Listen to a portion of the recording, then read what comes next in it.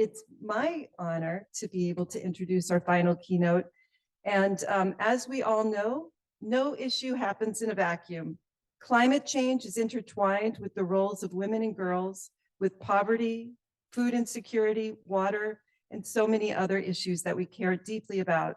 What happens if women and girls step forward to take action on climate change locally so the entire ecosystem shifts, starting with the people and communities? When moving out and across, what happens when funders begin to work on those front lines, working inside out rather than outside in, starting locally to create a global impact? As with every session thus far, these are not theoreticals. Our closing keynote is entitled Mobilizing the Next Level of Climate Action. Our speaker, Jhannel Tomlinson, co-founder of GirlsCARE Jamaica, also on the advisory committee for the Feminist Activism and Climate Justice for the Global Fund for Women. She will introduce you to the complexities of the situation on the ground and the work being done there. And she was recommended by one of our fellow board members who said she's a rock star.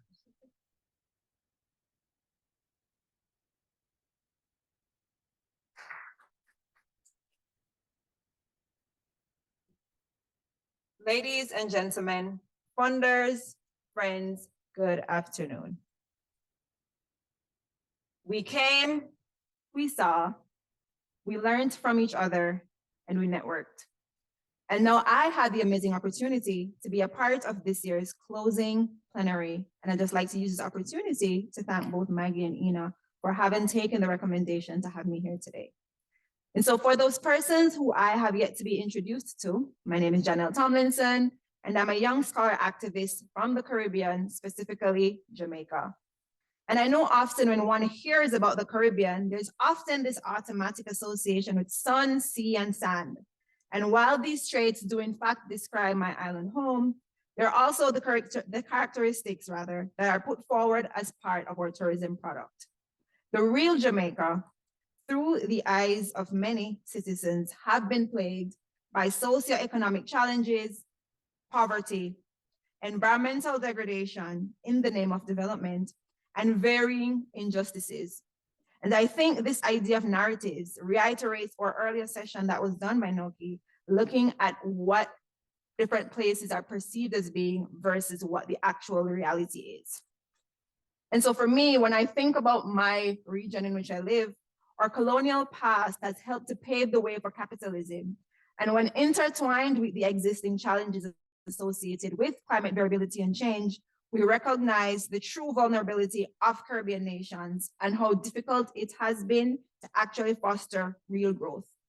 With 60% of the population living within 2 kilometers of the coastline, our location being heavily susceptible to the impacts of hurricanes and storms, our low economies of scale, and of course, our high dependence on tourism and agriculture, we do recognize how this issue plays out, particularly in the face of a changing climate.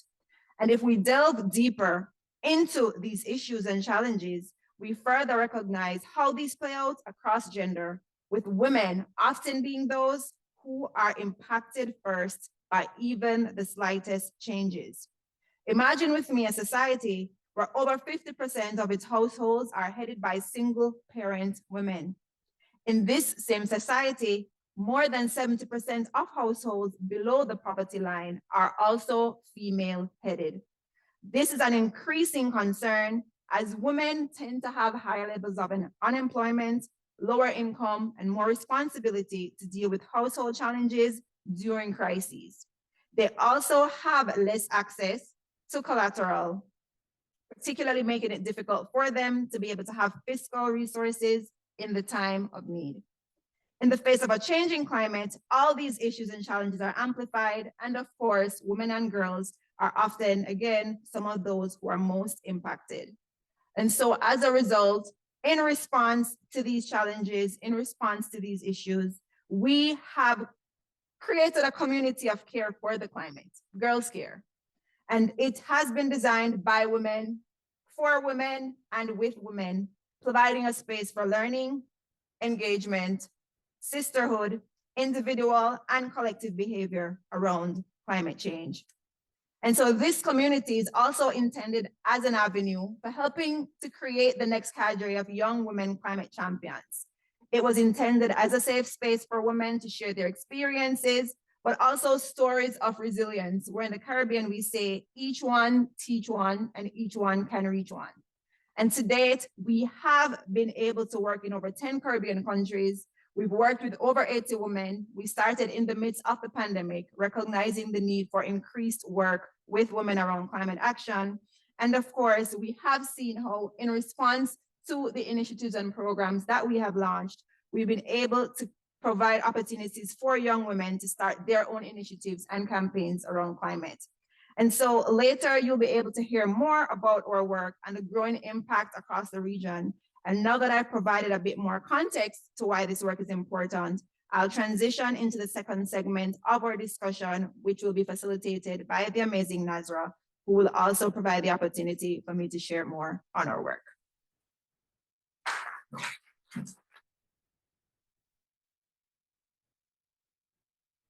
So please, Nasra, join us.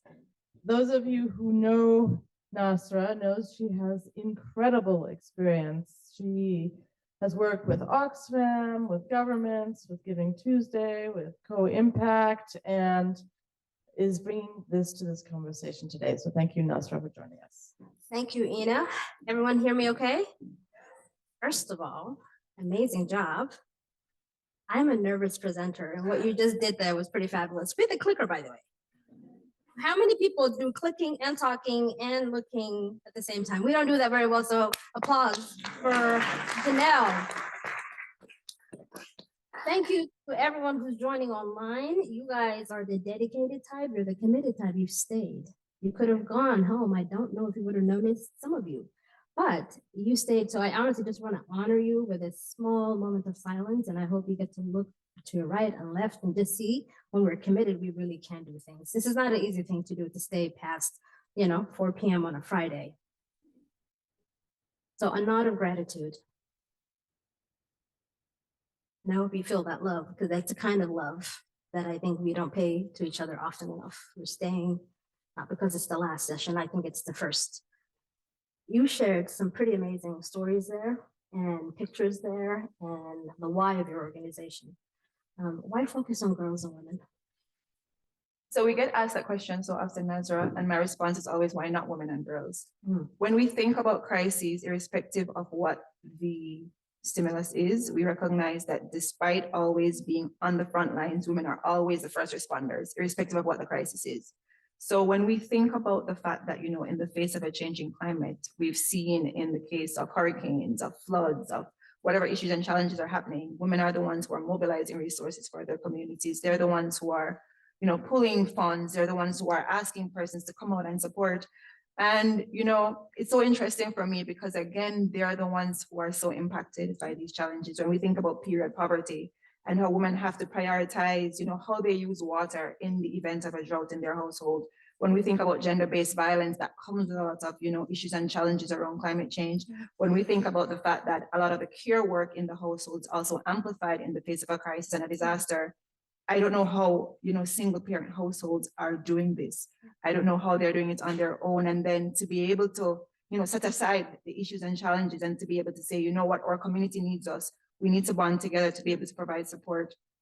Why not women and girls? I think that's a better way to ask that question. And so I hope everyone's writing that down. I'll probably never ask that question as a moderator now. So I appreciate that. I want to get to some of the power behind the pictures you chose, not just who's in it, not just their brilliant face, but the use of these pictures. And then I want to ask you about the other pictures that give out a pretty narrow view of the Caribbean islands. But I want to talk to you about the beautiful pictures of GirlsCARE. So, as I said before, GirlsCARE started in the midst of the pandemic in response to the challenges and issues that we were seeing. So there were young women who were being impacted, by a lot of the issues and challenges. And just to say, in our view, the pandemic was a dress rehearsal for what climate change long-term impacts are going to be. We see the vulnerable communities being the ones who are left out. We recognize that they're the ones who are reactive rather than proactive.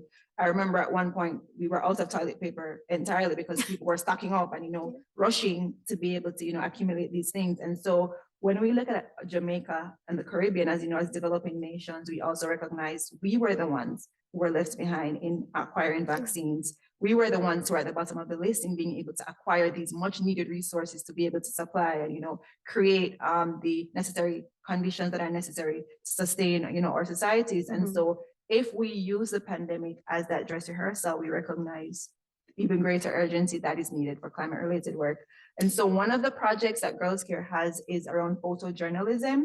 And so we have been, providing tools to young women in different communities, so rural communities, indigenous communities, communities riddled with violence, and to asking them, what does climate change look like in your community? But also, what are the stories of resilience that you want to tell through your lens? What are the stories of, action that is happening on the ground that you want us to be able to see? And so we have been able to provide that opportunity for these young women to be able to do that, and then pairing them with the policymakers to see, this is how persons are documenting resilience in their indigenous communities.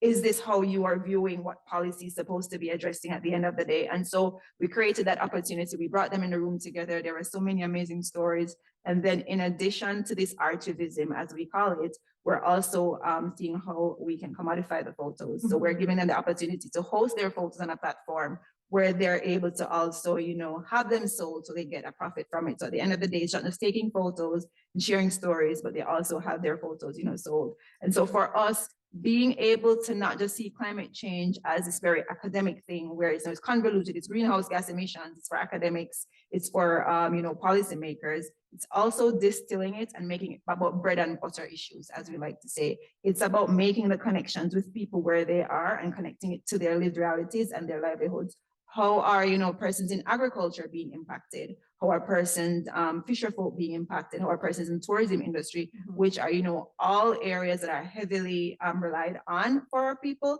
but also we're making sure that they don't see climate change as something that's far-fetched, but something that affects the dollars and cents for them, something that affects their children's ability to go to school, how many funds they have available in their household. And so for us, distilling this idea of climate change means something that's very heavy and making it, something that they can recognize is impacting them and will continue to do so in the future. You've just given a great example to what Moki was talking about, which is things look different when the creatives are the ones developing their own images, telling their own story. And so these are not pictures I would ever see, to be quite honest, if they were taken by an outsider. Yeah. Because there's a sense of intentionality and just us seeing one another. So I appreciate that. When I think of the Caribbean islands, I'm going to admit as an American, I think of something else. And so I just wonder, climate happening in this part of these small islands, Jamaica, tell me a little bit about that story, because it's hard to even drive people's attention towards this because we think sun, sea, and, tourism. Yeah. So because of where we're located, tropical storms and hurricanes are always on that path. And so when disaster strikes, like literally, we have so many intersecting issues, so many different challenges that we have to confront. So let's just, again, put the context that we already have issues related to water insecurity, food insecurity, housing security. And so all of these are amplified when, one of these hazards come into play. And so we'll see persons not having access to water for 2-3 months because the water lines are affected. We're seeing instances where because of flooding, persons losing their crops. And when you lose a crop that was the source of income for your household, then how do you bounce back? And then as a result, we've seen women have to go into spaces that they're not comfortable in. And so we see prostitution as an alternative to being able to provide income for the household. We're seeing young children have to be resorting to things that are not, conventionally what we want them to be doing. So theft, stealing, and all these other things arise in response to wanting to maintain your household, but losing your primary source of income to a hazard.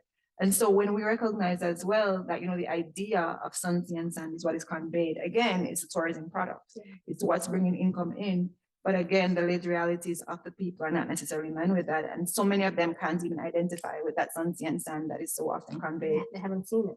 So, or they see a more harsher, violent, climate-oriented one. I appreciate that because I think for all of us, it is a need and there's no ego behind it. we're all learners. We need to not only shift, but we have to take the veil off. And so I think it just helps us understand, like, it's not what we see in America with just all of the wonderful advocacy that we're seeing our policymakers take on the care economy and how much that has been, looked over despite the success of the US. Women are, the issues around women and our equity, it's not where we want it to be. It's not a very positive picture. So balancing it is really, really, really critical. Yeah. I want to pause a little bit because one of the things I don't think you mentioned here, and I'd love for you to mention, we get big smiles because we know organizations started by women who look like us often maybe just put into a movement, protesters, advocates, but you've got a strategic anchoring to your organization. It's 5 C's. Before you get there, how do you answer the questions, who are you? Because I think that story is missing in the brilliant organizational overview they've just done for us. But I want to know a little bit about Jhannel.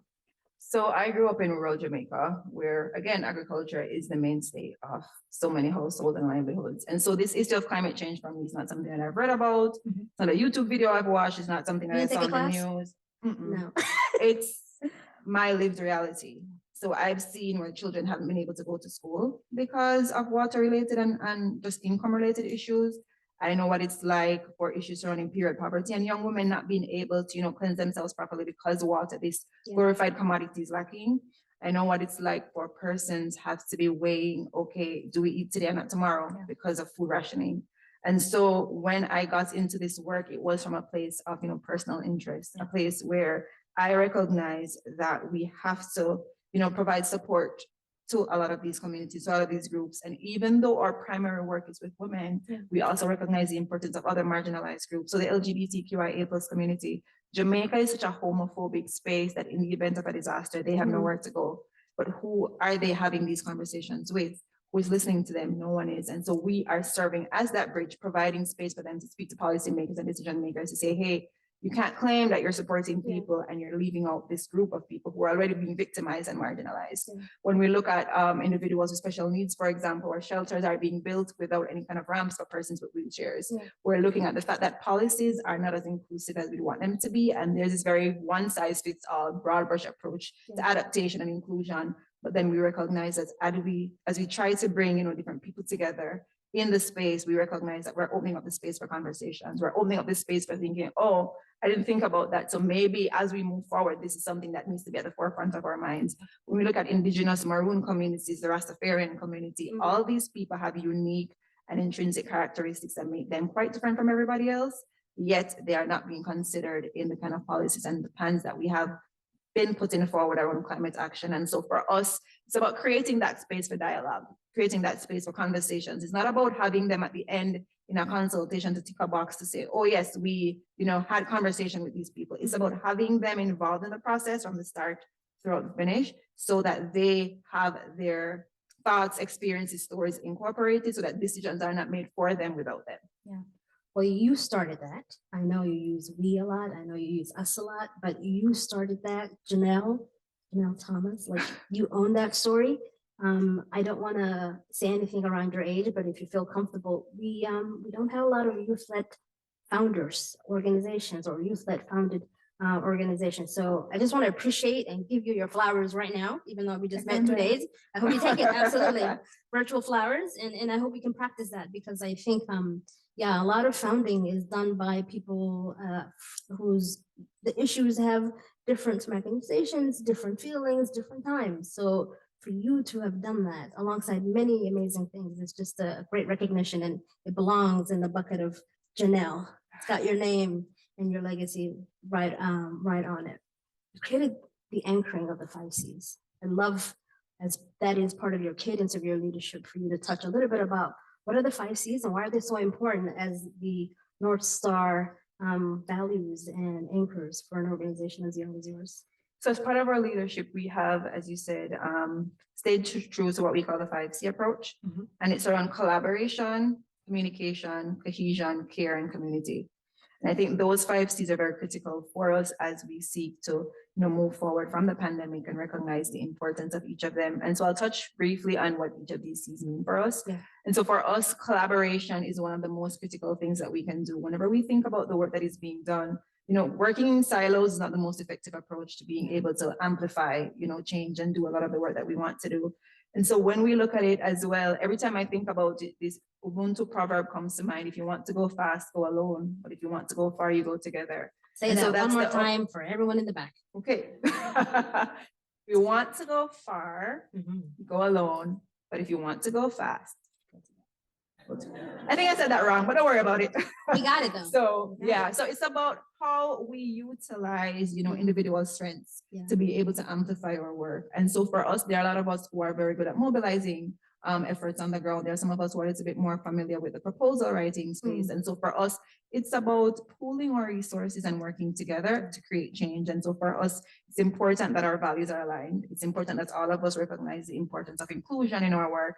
It's about recognizing that all of us recognize that there are groups that are being left out whose voices need to be amplified. And so whenever we get the opportunity, we try to do that. It's around communicating climate in a way that it doesn't seem that something so far-fetched for people. And so the second C of communication is also critical for us. How do we convey messages of climate change without making people feel like it's something so far removed from their realities? And so framing and how we frame the messages to be able to, reach the right audiences has been very important for us, utilizing, again, artivism, jingle competitions, poster competitions, songs, music. Again, we're catering to young people, and we know the attention span is quite short. And so we have to make sure that whatever messaging that we put across is something that, grabs their attention and calls them to action. And so for us, that has also been another critical thing. Cohesion, how do we gel together? How do we create space for building trust, building mutual respect? How do we create space, again, for increased engagement between and among each other, while also ensuring our unique, challenges and issues that we face? The idea of community, we cannot exist in isolation. We all need each other, particularly because this work, it's so easy for us to feel burnt out. It's so easy for us to feel as though we aren't making any real progress. It's so easy for us to feel as though government isn't on our side, and that a lot of the practices that are being implemented are not being done through a sustainable lens. And so having that community where you feel that they're like-minded people who are able to amplify and support your work is also important. And then the idea of care. How do we care for each other? I mean, climate change is as much of an environmental problem as it is social and it is economic. And so how do we create space, again, for recognizing that we need to continue to care for each other? We need to continue to create space for building up each other, despite the hard times, despite the failures, despite when we feel as though we haven't had any major success. So it's for us to, again, recognize that there's hope, that there's courage, and we can't, give up, because if not us, then who? Mics, I don't know what to say.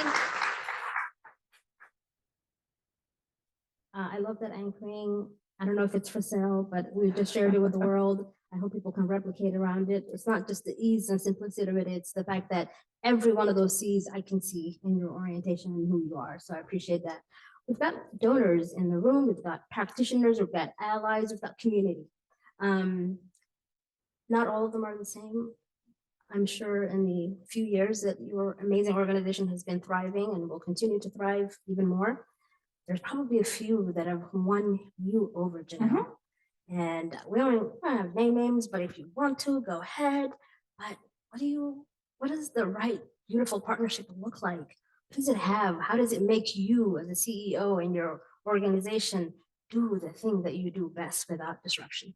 So I have to say the first organization that opted to fund us without any hesitation was Frida, the Young Feminist Fund. And I must say that their approach in general, it's out of this world. It's not anything that I've seen before. And because they give us autonomy in deciding how we want to utilize funding. What is it that you want to support? And then they have no restriction on what we can do.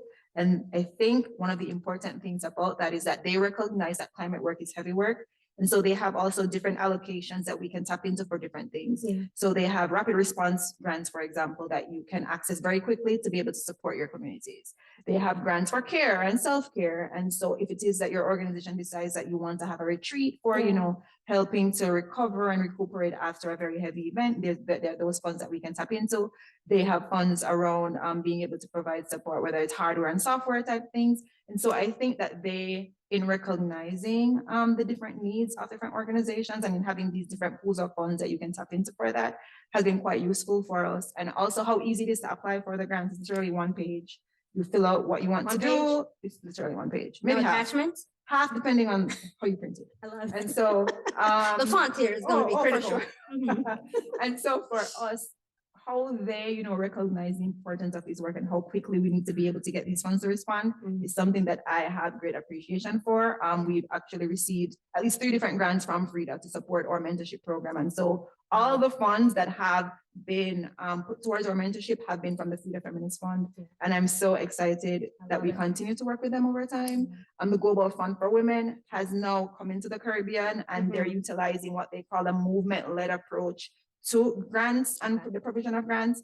And the approach they've taken for that is that they're using Caribbean women who are already activists and advocates to support this work as advisors. So we develop the criteria for funding, we develop all the reporting mechanisms and what that will look like. And so we also have full autonomy in deciding on who gets funded, how it gets funding. And then they're very supportive of core funding. All the conversations that I've heard being here over the past 2 days have been around how do we continue to provide support and core funds for institutions to not only build their capacities, but to be able to, do the things that they consider necessary for their work on the ground. And so core funding is a very critical part of the kind of funds that is now being provided by GFW. And of course, the Global Green Grants Fund through the Next Gen Climate Board has also been supporting work in the Caribbean. I joined that board as an advisor again to be able to be the bridge between the funder and the groups on the ground. Then again, another half-page proposal. What are you gonna do? When do you want it to be done? How much funds do you think you're gonna need to be able to do this? And funds are approved through a very simple process of kind of just vetting the organizations and recognizing that they do need the funds. And I do think that those funds have also been very critical to supporting a lot of the smaller youth-led groups on the ground. And we've been able to provide water infrastructure for schools. We've implemented school gardens. We've supported work with, again, young women around artivism and photography. And so for us, it's about how do we continue to provide these funds that are necessary? They don't necessarily have to be very large grants. Because I was having a conversation and when I heard that $150,000 was a small grant, I was like, wait, where? Yeah, right. Because we're getting grants for $5,000 and $10,000 and $15,000 and the impact that we're making and the kind of work that we're doing is so amazing. So I'm like, $150,000, you could definitely say that's on it, okay? And We for might need a us, little bit more than that, but I take the point about the quality of the partnership, the multiple avenues of sources coming to you, finding you where you are. And I love that. If we all relied on long-term capital for short-term urgent problems, we would be in trouble. So I think we named them because celebrations are specific. And I appreciate that for anyone who might approach you and say, how can I partner with you? How can you honor me with an opportunity to give and to support? I have so many questions, but I feel like I've already been, time's up, right? Yeah, it's the Somali in me, so it's my fault. But but we do, this is, a very exciting, energetic way to conclude this part of our work. And so with thanks to everyone, before we close out, and we have an exciting video that really is going to put fire under all of our feet, but fall fire, warm fire, not like, unhealthy fire. So before we get there, I just want to tease that up, but it is a call to action. It made friends and colleagues and allies and supporters from all of us. I feel closer to you than I did, a couple of hours ago. And I appreciate you, sis.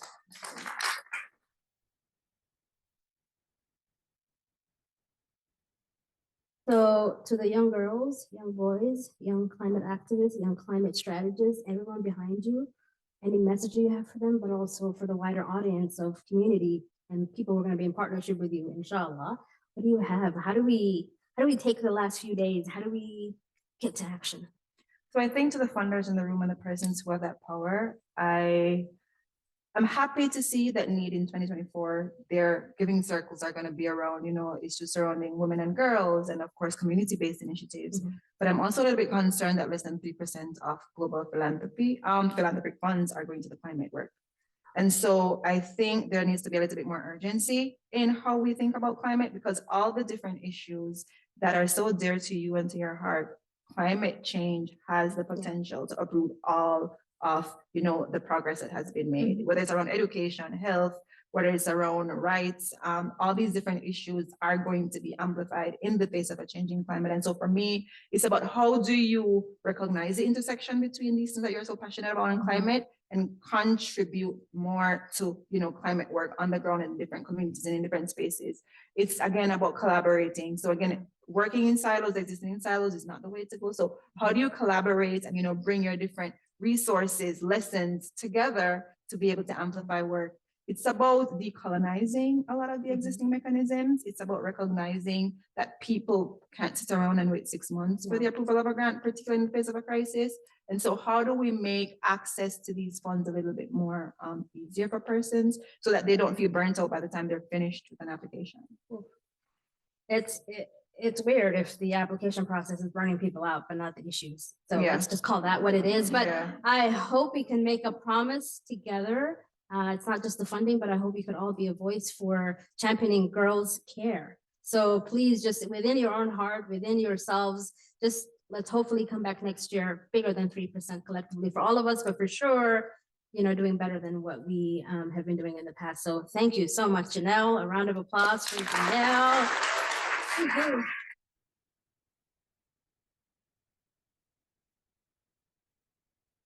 I've already teased up the video. It's going to be pretty amazing. You're going to want to stay seated. But do we have time for maybe one question? Yeah, I love you, Lacey. Thank you. Couple of questions, burning questions, contributions, comments. We'll take them all. This is where I love it. Where do we see it? Do we see a hand somewhere? This is the part where I invite the extroverts naturally to take your place. So the introverts who are waiting for one of you to say something so we can also say something. There's no way we're full of introverts here. I'm judging. Oh, I love it. I see one here. There's going to be a mic for those, so that our friends who are online. I'm normally a very good projector, but I'll use the mic. Thank you. Extrovert step to the plate. What was the name of the fund that you said was the ideal, like the partnership that So was? it's Frida, the Young Feminist Fund. Okay. We're gonna have that written down somewhere. Thank you. Yes, please. And I guess I would love to know, what is it like in the context of being in relationship in the community that is valuable? Like, so many people in philanthropy are thinking about money as value. We're like, we need to get the money to the place. Money is like, I see it as an accelerant to value, right? Money is not the value. So what is it that you would define as valuable?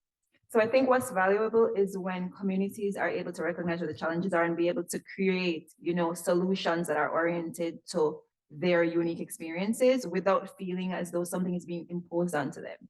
So I think the value comes from communities seeing themselves as champions in their own right, despite their vulnerabilities, and being able to access the funds to be able to implement the solutions that they think are, most catered to where they are and addressing the issues that they consider important to them. One more, and then I'll close it out. So many hands. Yes. Jhannel, it was nice to meet you earlier. I'm curious how you do donor education, not just on the quality of the funding and equity and partnerships, but on conceptual things, because there are funders who come in with their own ideas of what constitutes the right kind of youth rights or what's protection, how they define it, and they bring in all sorts of ideas into the notions of childhood and youth-led and protection in other contexts. The Elevate Children Funders Group just published a decolonizing philanthropy framework, specifically in child and youth rights space. And it was a place to explore for a number of us who contributed to it, how that plays out in the conversations about who gets to decide the parameters for the right kind of programming or the right kind of movement to support. I'm just curious how you do that education with your partners. So I think we've been very privileged to be able to work with donors and partners who give us the autonomy to decide on how we want to be able to do that kind of funding. And so their kind of mechanisms have been very flexible. So we've been able to tap into funds that are not necessarily, geared towards any particular I would say, aspect of climate-related action. It's about what do you consider most important to your community? How do you see yourself implementing these actions? And what kind of support do you need to be able to do that? So I do know that there are donors who have kind of predetermined criteria for what happens and how it happens. But I think for us, what has been critical and important is the fact that we are being given the space to decide on how it's done, who it's done with, and the kind of resources necessary for that. I do know that in this space, there are a lot of groups that will not accept funding from particular organizations just because they feel like their values and ethics don't align. And so for us, I am aware of the fact that, it's very important of the alignment between donor and, recipient or grantees, because again, we can see where trouble or issues could arise there. But for us, we haven't necessarily had that issue to deal with yet. Amazing. Ina, Maggie, I want to welcome you, but a round of applause for Jhannel. Thank you so much, everybody. Amazing. Distinguished participants and guests, I'm honored to address you today as you convene for the 2023 Innovations in International Philanthropy Symposium. Your mission to end poverty, protect the planet, ensure peace and human rights for all, and mobilize collective action for international partnership and investment is not only noble, but necessary. Climate change, simply put, is the greatest collective challenge we face as a human family. Yet, if we are to survive, we must connect the dots between climate change, global health, food security, peace building, and gender equity. These are not separate problems, and solutions to one problem must be solutions for all. People often ask me what my greatest lessons learned were from my time as Secretary General of the United Nations. In summary, I believe that the number one reason for the problems we face today is the inability of leaders to see beyond their own limiting frameworks and notions of who they are in the world. A dangerous dynamic that puts the narrow interest above the common good. And we still do not have enough people, such as women, youth, and others, most impacted by issues of inequity in decision-making tables, to turn this tide. This is where the power of philanthropy comes in. As philanthropists, you have the power to turn the greatest collective challenges we face into our greatest opportunities. With your resources, empathy, and connections, you have the power to transcend boundaries that may otherwise divide us and catalyze new ways of thinking about our relationship with the people and planet. And by making bold choices about where and in whom to invest, you have the power to redefine leadership for the 21st century and beyond. My advice to you is not to be timid in this work. As we speak, we are seeing increased attacks on gender equity and LGBTQ rights, environmental activism, and democracy worldwide. In times like these, those that believe that empathy and dignity should be reserved for just a few of us are counting on our neutrality and silence. And they know that we are weaker alone, instead of in collaboration with one another. We should not let them prevail. History is always calling. I encourage you to answer with courage and vision.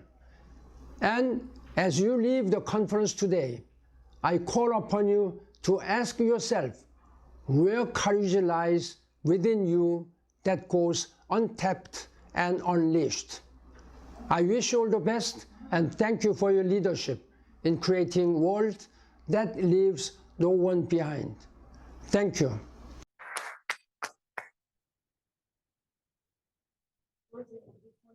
Iterate a couple of the words we just heard. We all have to rise above the narrow interests and see the common good. As philanthropists, you have the power to turn the greatest collective challenges we face into opportunities. With your resources, empathy, and connections, you have the power to transcend boundaries that may otherwise divide us and catalyze new ways of thinking about our relationships with the people and the planet. As we said at the beginning of the symposium, the reason for doing this is because of all of you. You have the power to redefine leadership in the 21st century and beyond. And Jhannel says, if not us, then who? Ban Ki-moon challenges us not to be timid. History is always calling, and it's important for us to answer with courage and vision, to ask yourself where courage lies within you that goes untapped and unleashed. Let us leave here today with the shared vision that together we can create a world that leaves no one behind. Thank you everyone for joining us and staying through to the end of the symposium. We hope you're leaving here inspired with new relationships, new ideas, and new action items on your list.